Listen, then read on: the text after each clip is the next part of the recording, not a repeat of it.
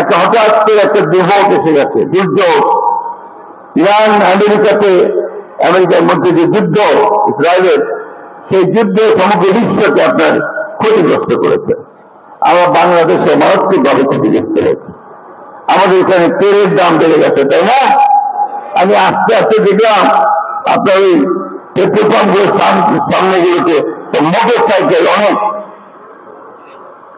এটা একটা সমস্যা তৈরি হয়েছে। কিন্তু এই সমস্যাটা তেল কমের জন্য নয়, সরবরাহ কমের জন্য নয়, এই সমস্যাটা কিছুটা হচ্ছে তৈরি করা।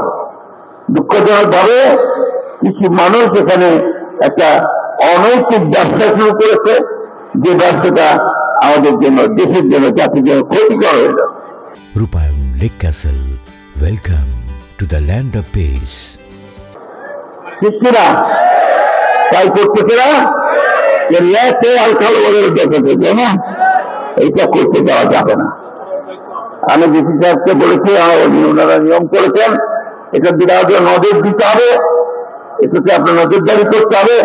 কেউ যেন কোনোভাবেই দুর্নীতি করে এই সময় মন্ত্রী দুর্নীতির সময় কেউ যেন কোনো এই তেল বিক্রি করে ফায়দা না লুটতে পারে, তার জন্য ব্যবস্থা করতে হবে। তাই তো নাকি? আমরা কাজ শুরু করেছি।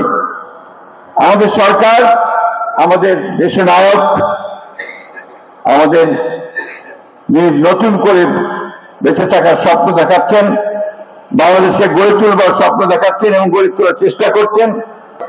সমাজের সর্বস্তরের মানুষেরা যারা আর্থিক দিক দিয়ে দুর্বল, তাদের আর্থিক অবস্থা বৃদ্ধির জন্য, তাদেরকে